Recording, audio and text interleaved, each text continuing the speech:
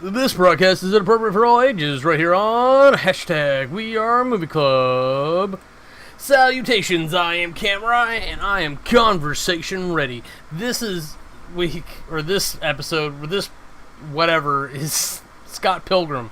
I was so happy to get around to this, because a buddy of mine, we were chatting about this at Rabbit/Camerai, and I was like, yeah, you know what, I really want to rewatch that. Let's rewatch that together, and we'll do it for a movie club so I can talk about it. It gives me an excuse to talk about it. It's half the reason why I pick the movies I do is because it gives me a chance to talk about it. Occasionally I just lock myself into a franchise or something, and then it is what it is. But hopefully We Are Movie Club will start gearing towards better movies, and we'll cycle back and do older movies every now and again.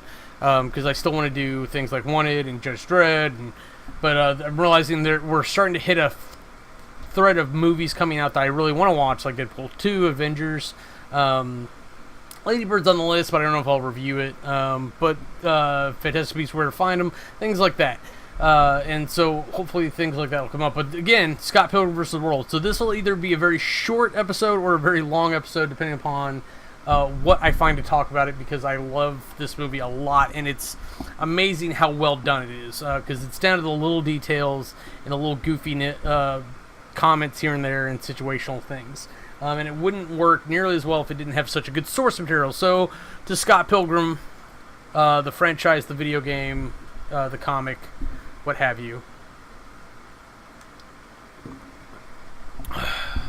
The kitty. So, we open on this whole business of Scott Pilgrim is dating a high schooler, which I think is a hilarious way to start this, especially given the context of it being Scott Pilgrim. And if that doesn't make sense to you, that's okay. We're going to go through this together. Watch the movie if you get a chance, and you'll get a taste of it. So Scott's hanging out with his friends, and he's talking to them about about dating a high schooler, because apparently they're young 20s. They're collegiate level, but they're not in college. And Knives Chow shows up from band practice to fangirl, essentially. So, she introduces to everyone in Sex Bomb, their band. Knives is floored because she's in the presence of musicians. This is before YouTube, if that helps anything at all. Before, like, you really had just people everywhere that were stars, who weren't stars at all. Young Neil doesn't play an instrument. They make a very good joke out of that, because he's very much a gamer. He's usually on his Game Boy. So he's like Legend of Zelda, this and that. Really funny that he took that question so seriously so early in the movie. Back home, Scott has a gay roommate, Wallace. They share a bed, but Scott obviously isn't gay. And it's kind of weird to think about how that situation came about. I'll maintain that we're missing at least one, if not two, different movies. And I'll probably touch back on it again later. But there's definitely a first movie where he should end up with Wallace, living at Wallace's at the beginning, and that should probably be the one where, he's fighting people to get together with Kim, the drummer, the little redheaded girl, because he tells the story at one point in about 5 minutes, and it should be a whole movie. There's plenty of material there, and I think they just thought it wasn't good enough, so they didn't do it. So when he tells Wallace that he's dating a high schooler, Wallace immediately tells his sister, I think it's Stacy, and so she calls him and challenges him about it. But it turns out Scott's still broken up from an old relationship, and that's kind of the spurring of him dating this high school kid. I say kid, but she's a young lady. Whatever. But Scott goes to pick up knives from school, which for an adult world conversation is a little iffy. But Wallace is there shaming him until Knives mentions there's a gay kid in her class. And of course Wallace is interested because Wallace is the over stereotype gay guy, want to fuck any other gay guy type guy, and that's not how they work.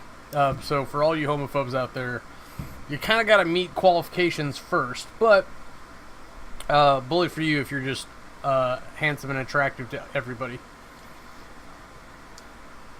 So, okay, I missed a part, and that's fine. Knives and Scott kind of hang out, and they do things that like you'd think of doing in high school, but you can do as adults too. It's not a big deal. Like things like the arcade. And Scott actually has this like kind of interesting anecdote about video game history with Pac-Man, originally calling Puckman. But we'll notice that he makes her pay for the next round, so he's kind of showing that like he's not the mature one in the relationship. Like that's kind of where he's at, like with his emotions and his mentality and his state of life. That he's at the high school level, so that's kind of the symbolism of him dating a high schooler, if you will. Even if Knives is rather mature, he's spiraling down. She's coming up, and they clash. However you want to symbolize that. So they end up going to the music store because they're at the mall. They're wandering around like idiots because that's what you do when you're kids. In theory, you wander around and dream about commercialism so that you can eventually enact your commercialism. And Knives is new to music because like it's this again over stereotype. Like you just gotta lean into all the stereotyping type shit because she's from a Chinese family that's in theory is very traditional, except that they're Catholic, which it's not that far fetched. But you have to think too, like Catholics are very restrictive, so it's like she's repressed, and she's finding these outlets. She's finding it through music because she's finally allowed or smart enough to get around any of the restrictions that are out there about it. And she's at an age where she's dating boys when she may or may not supposed to be. But maybe they're finally allowing it or getting into it. So like Knives has like a lot of like presupposed character built into her. There's not a lot of development there until later in the movie, but as they're discussing her, like kind of as an object, honestly, like we build a lot of character about who she could be, and then we kind of see like where it's at, like as the movie goes on. So, and we meet Julie, played by Aubrey Plaza, which is lovely because she does Deadpan Girls so well. And there's a party at Julie's, and then Scott obviously has a problem with Clash and Demon Head. And it turns out that Envy, the lead singer, is the last relationship that it's broken up. They drip feed information beautifully in this movie, and I really want to lay Scott Pilgrim vs. the World out as an example. But outside, Scott totally misses an opportunity to kiss her. This also leads to like he's interested. He's still broken up about Envy. He's very immature. He wants something more innocent than his last relationship because I'm sure there was plenty of banging in the last relationship, and so now he wants something where it's more innocent. I guess that's the word. And he shows her that he lives right across the street from the house he grew up in, and theoretically his parents. So then he has some weird dreams stemming from a realization that he's lame. He dreams of this beautiful girl, and then like his brain, and telling him that his brain is like this magical transport through time and space. Oh no, I'm sorry. That's true, but he has this magic transport through time and space to the library because apparently it's 6 a.m. and he's supposed to meet his fake high school girlfriend at the library for some reason. I don't know why. You've really got to look at this too. It's like it's a video game come to life in a proper fashion. Even if it's based off a comic that's kind of stylized after a video game. So the library is where Scott sees Ramona in real life for the first time. And he's like, oh, she's real, and he falls in love. And it's this very dramatic establishing moment that we probably didn't need, honestly. At the party, it very well could have been the same thing where he could have ran around interrogating people like he did anyways. But Scott doesn't drink, so he's drinking Coke Zero or whatever the whole time, which I thought was funny. It's rare that I can relate to a character based on that idea. Not that I would drink Coke Zero, Barks Root Beer. But I don't drink alcohol anyways. So he meets Ramona, he makes his ass out of himself with the Puckman story. And then again, like, he interrogates people, really as if he was in a video game. It's just him running around pressing A a bunch, essentially. So at home, Wallace comes home drunk, tattles on Scott to his sister that he is juggling two girls, even though he's not conscious. It's a really clever joke. And I forgot to mention, Wallace is played by Macaulay Culkin's brother, who, I'm sorry, Macaulay is the superior actor, but I can't remember his name half the time, so you still win.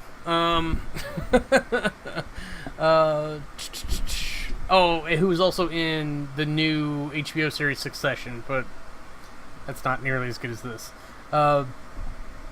So, let's see. So, Scott discovers computers, which I just thought was so funny.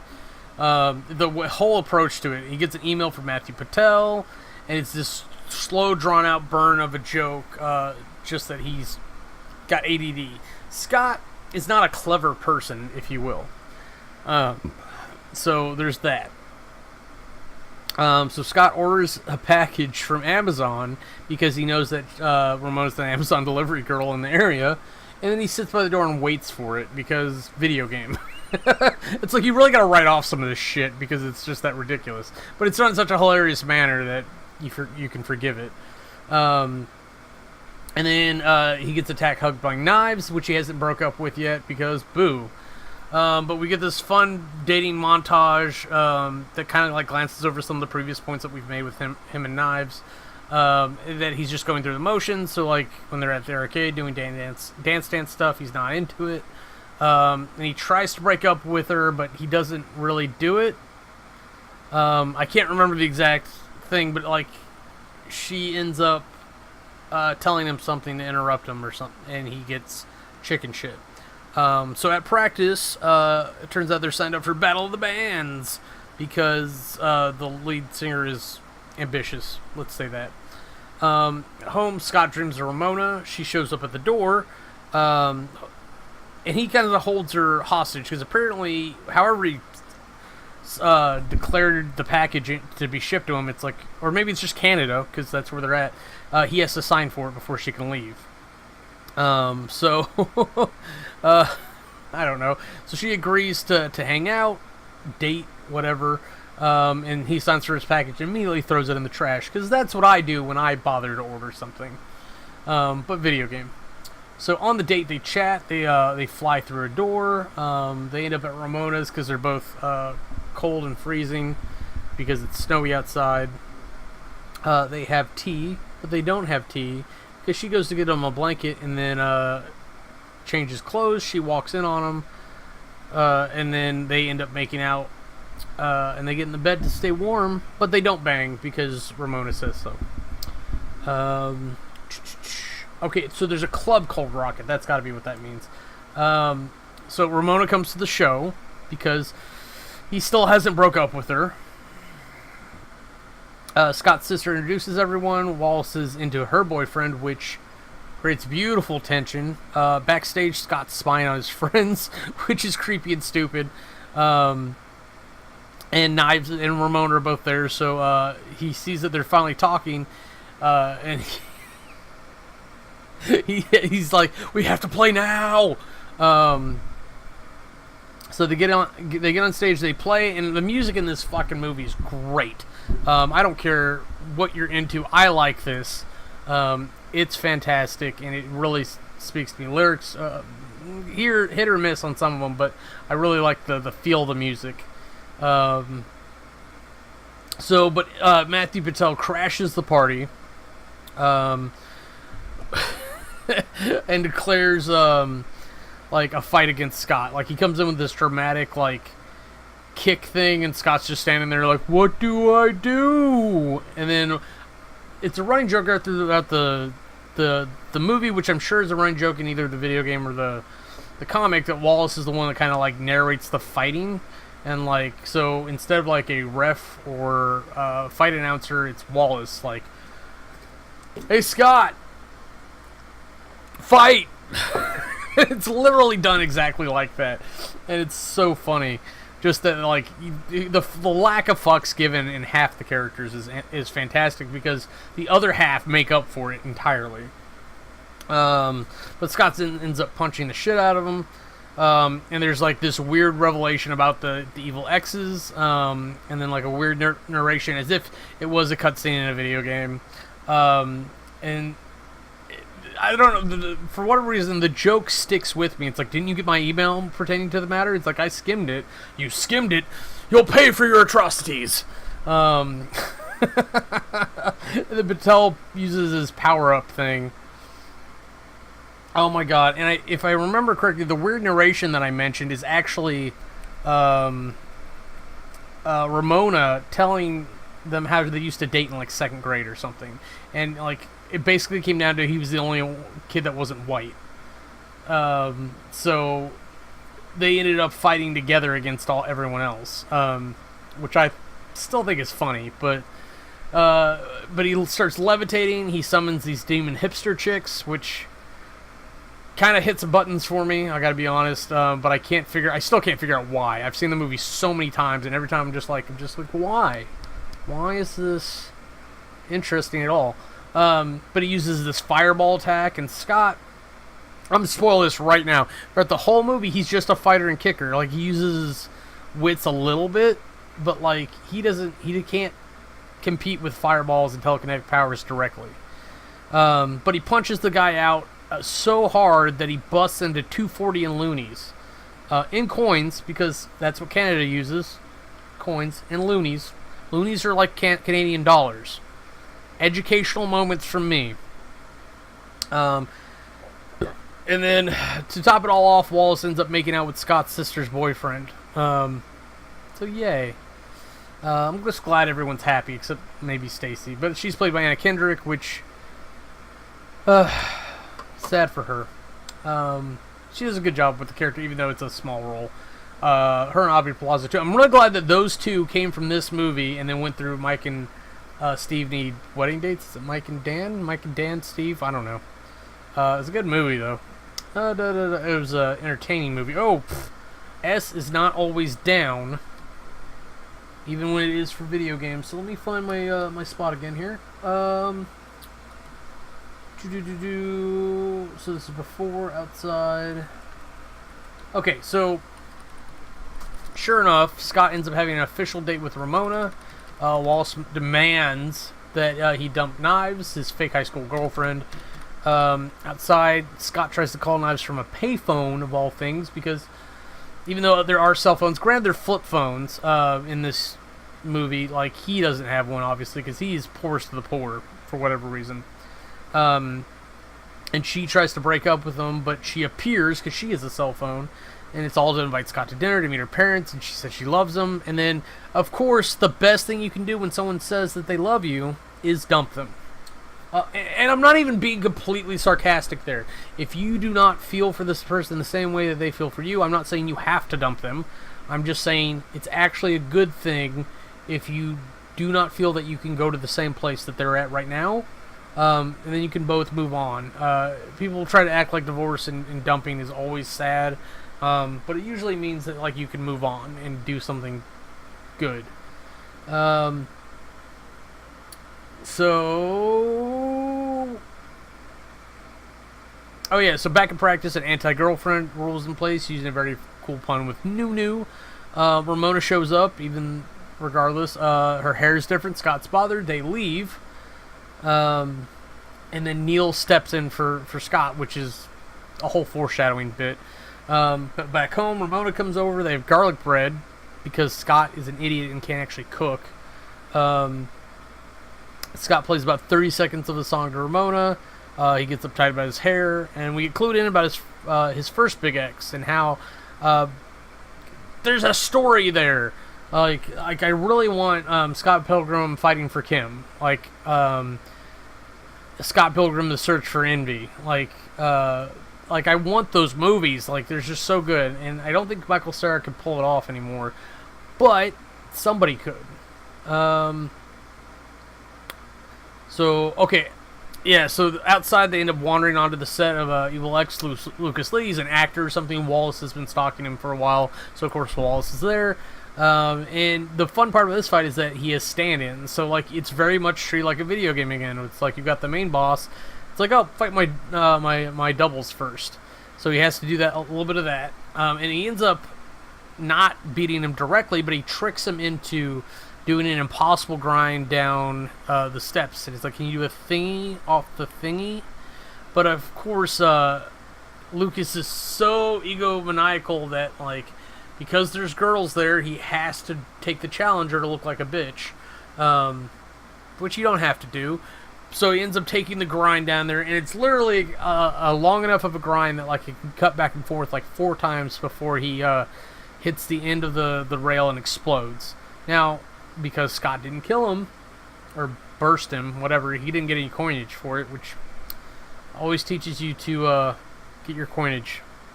And Ramona bails. But back home, Scott's a whiny baby. Envy calls. Knives calls. Knives shows up. And I feel like I could talk about things longer, but, like, the biggest thing with Envy's call is just, like, super sexy. And it was just... So, I heard that you have a new girlfriend. It was literally, like, that type of thing, and, like, ASMR or whatever, and I'm sure I'm not going to do it for you. And I don't know where my lipstick is, so... But, like, it was very much meant to be threatening and powerful, and just point out that Scott's not in control of shit. To include Knives, who ends up calling and showing up, and then Scott literally jumps up. It's one of the funniest scenes in the movie. He literally leaps out the window like a Muppet, and even comes back for his coat, and the whole time Wallace is just trying to block just enough to make sense of it. But outside, Scott gets attacked by Ramona's ex-girlfriend, who he is physically unable to comprehend at the time. And then she smoke bombs out of there because he's not in the mood to deal with it. But she threatens him anyways. So he goes to the cafe to talk to his sister because he needs emotional support. She bails, Julie yells at him, Ramona appears, Envy appears, and it's the pacing of this is real fast. The whole point is to represent Scott not being able to deal with what's being thrown at him, because we've already established that he's immature, he's basically a high schooler, living in a man's body, super poor, not able to take care of himself, so he's leaning on all these friends and acquaintances that he has, and so it's very obvious that he's not able to deal with the situation, so we have to do things like this to represent that. Ramona leaves. Envy seduce talks Scott into coming to her show, which he would have avoided anyways, but it turns out like they went through the right channels and got the lead singer or lead guitarist on board, so of course he's the one that insists that they go, because a gig's a gig. Outside, he chats with Ramona. Home, Scott declares to think of Envy no more. But a short course when they get to practice, they have the gig. Knives is in the window. Knives has place. She's totally freaking out. She's doing the ranting thing. She's got a friend with her. It's a super well paced scene. I love how they did it. But she essentially puts like blue dye in her hair to look kind of like Ramona but distinct. So I approve of the thought process, but not the motivation. Like, she definitely shouldn't be trying to be somebody else for a guy. Like, do self-expression as self-expression. So at the club, they end up playing. Knives shows up, and she's with Will. She's with young Neil, and they all go backstage. So it's this fun little tete-a-tete romantically, along with pairing with the romantic tete-a-tete that Scott has on the other side, and the impending fight that we all know is going to happen, because Todd is the ex. That becomes pretty clear pretty fast, honestly. So it's got this great uncomfortable tension that Aubrey Plaza's character Julie tries to break so often, and the key players are trying to keep the tension in place, even to the point where like Knives has a fan blurt of like, "I've kissed the lips that have kissed yours," and then Todd punches the highlights out of her hair, which is a super dramatic, fun See, honestly, it's like I'm not enjoying Knives getting punched, but young Neil desperately upset that like he punched the highlights out of her hair. And then Scott stands up and does a dramatic, like, "You will pay for your atrocities," type of deal. It's so fun. There's so many like stock things in here that are built upon each other. That's just fantastic. But we all forget somehow that Todd's vegan, so of course he has vegan powers. I mean, how do you forget that sort of thing? So it becomes this really great fight, like from base to base. And this is the guy who played Superman at one point too. I never fucking remember that. I never remember that he's Superman. I remember that he was Todd from Scott Pilgrim, and then I remember that he was the Atom from DC's Legends of Tomorrow and Arrow. Because those are the roles that are important to me. Fuck Superman. But he's basically a Superman type character. He's not invulnerable or anything, but he's got telekinetic powers. He can kind of float. He's got wavy hair. This character is super interesting. The whole thing is that like Scott ends up tricking Todd into drinking non-vegan coffee, and it just happens to be his third strike. The vegan police show up and they take away his powers. So Scott headbutts Todd so hard that he bursts into coins. Envy is upset, forlorn, envious. She kind of plays up the victim there. I think trying to get sympathy from Scott so that like he might want her back, but whatever. Scott's pretty heavily invested in Ramona right now, let's be honest. But I think he does call her by her original name, which I can't remember. Which kind of like brings her kind of back to reality. So yay for that mini story arc. What did I do? Okay, at a party. So they go to this big party thing. Scott's wearing thin. So Ramona and Scott finally actually talk about the evil exes. And then we finally get Kim's first story. Because earlier when I mentioned like the stories, that was kind of the Envy story. And even if it was like a half-hour special, it'd still be worth it. And then we have Roxy teleporting in because she can do that. It really seems like Ramona's slumming it at this point. She's got all these exes that have these great powers, even if Patel didn't do anything with it. It's just funny. I don't know. But Ramona fights her, which I love that Ramona steps in and we do this. It's not all centered on Scott. Plus, let's be honest, Scott needed a break.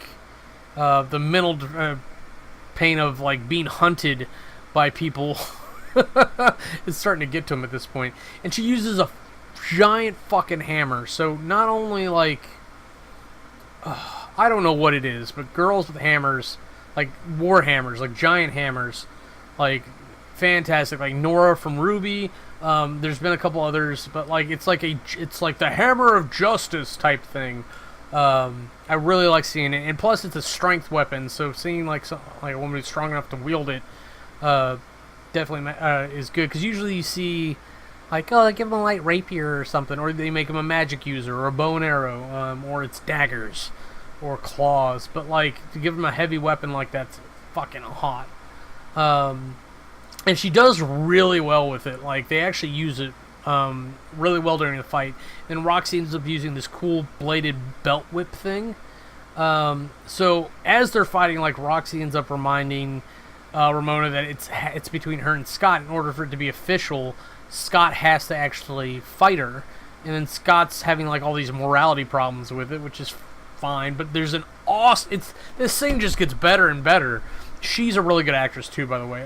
Both characters, girls who play Roxy and Ramona, but the girl who plays Ramona in particular is a very cool actress. She's been in a few other things, but she ends up using Scott's body to fight Roxy, and then like he gets called out, and does like the most minimal amount of fighting possible, and then he ends up hitting the back of her knee because that's her weak point, video game, and she bursts into coins, almost like out of affection more than violence.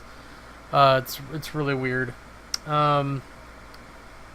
but then there's this funny moment. It's like, oh, I don't know. It's like it's all slow motion. It's like, I don't know. We're making out, and I touch it, and okay, I don't need to hear it anymore. Boop.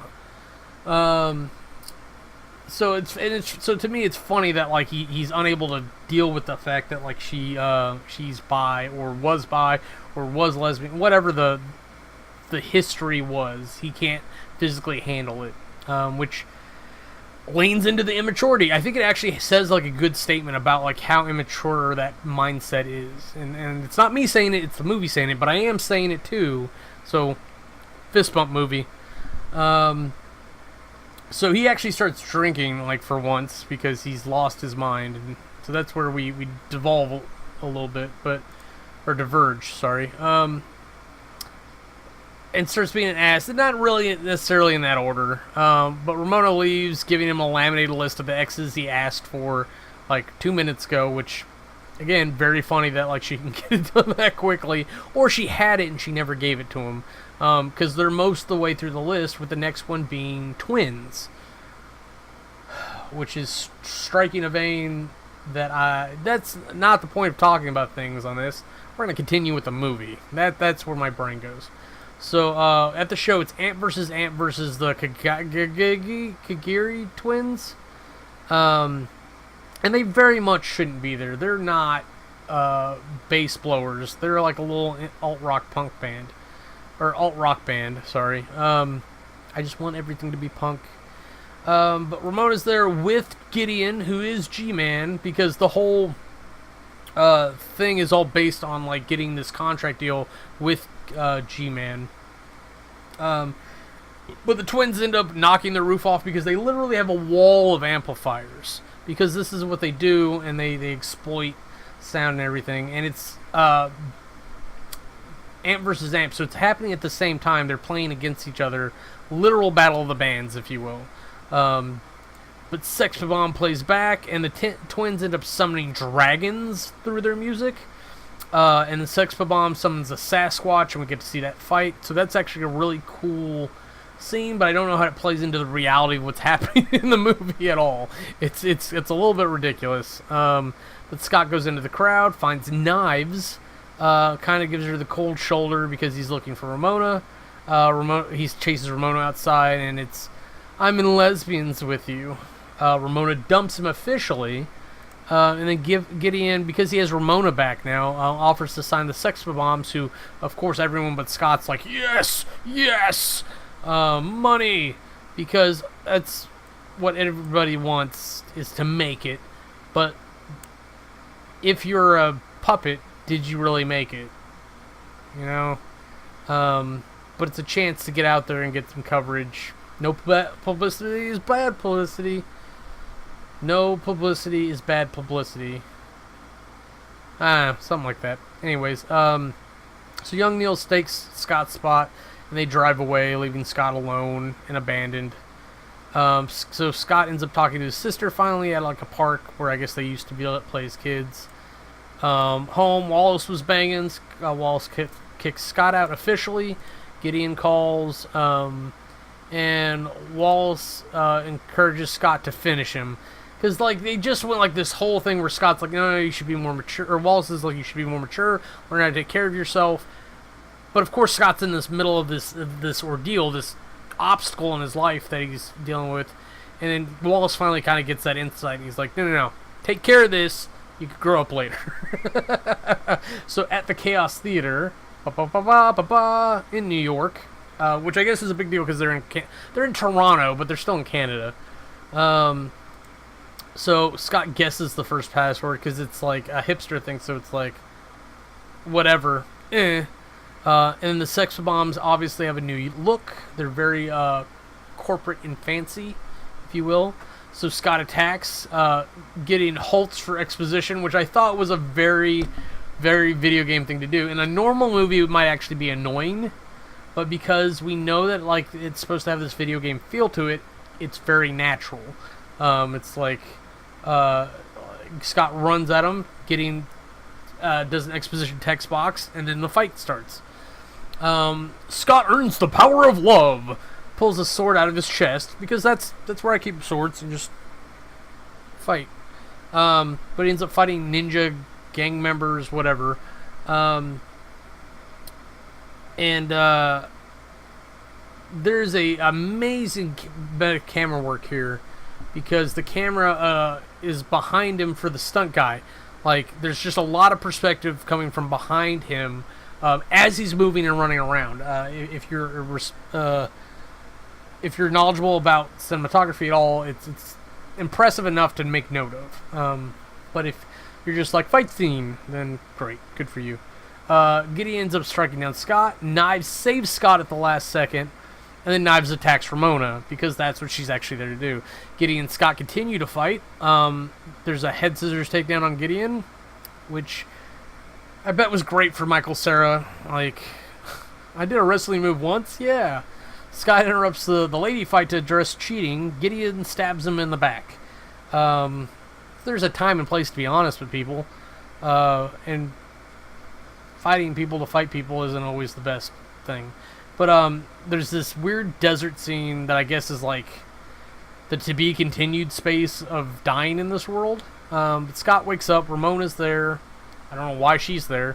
But there's plenty of exposition about stuff. Turns out she's chipped. Gideon's literally controlling her mind. And she tells him, maybe I'm not the one you should be fighting for, which is a great line and a great message to send out there. Scott earned an extra life earlier because he collected enough coins. That's what we learn in the world. So he uses that now, and then he ends up back at the Chaos Theater. So instead of like working his way in with the knowledge he already has, or with the passwords, he punches his way through the password guards. He upgrades young Neil to Neil. He apologizes to Kim, which apparently he never did. And then he attacks Gideon, stopping for exposition. The key difference being, you really want to fight me for her? No, I want to fight her for me. Scott gains the power of self-respect. And he fights ninjas, he fights Gideon, calls out Knives before she attacks Ramona. She attacks Ramona. Scott stops her and confesses to cheating.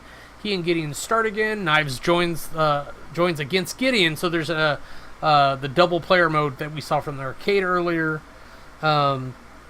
Scott's sword of self-respect breaks. Ramona knees Gideon in the balls because she manages to break free of the chip. Knives steals his sword. Gideon kicks Ramona down the stairs because he's a dick. Scott and Knives just trounce Gideon. I don't even think they're using the sword, honestly. But Scott kicks his face in so Gideon bursts into coins, because that's what happens. The band starts scooping it up because they realize they're not getting paid. And then Nega Scott enters, because that's from the video game. So why wouldn't that be in real life? You know what I'm saying? And in a video game that would contain the video game, it would make sense. But Scott has to face him alone. So the girls go outside to wait. And it turns out that Scott and Nega Scott come out walking out friends. No idea where Nega Scott lives or is going to go, but he walks off, and they're going to meet up later for coffees and stuff.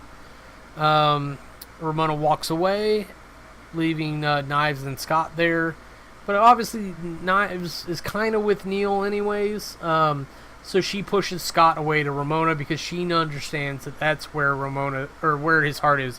So it's Ramona. And if I remember correctly, they walk through a door into nothing. Because when I take a girl out, that's what I like to do. Again, such a great movie. So many fun details that I've just glanced over as I'm discussing. Literally, we could sit down and watch and like talk about this for hours, but I think it would require us like sitting down in a room together, like Rabbit/Camera, and watching it. And I don't know if we'd have to pause, but just talking over the movie as it plays and pointing out stuff and enjoying it. Be such a good time for me. So come join us, see what else we're doing. I think the next one for We Are Movie Club is Kick-Ass. I'm trying to go through some of the comic book stuff that we haven't touched on from the big Marvel universe that I want to see.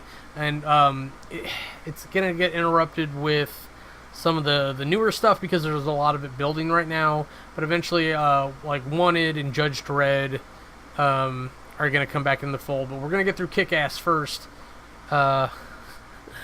come on by and watch stuff. It'll be a good time. So, till you see us next time, have a nice day from us here at #WeAreMovieClub. If there's anything else we're up to, go ahead and click the annotations and they'll take you to our other channels. Thanks for watching.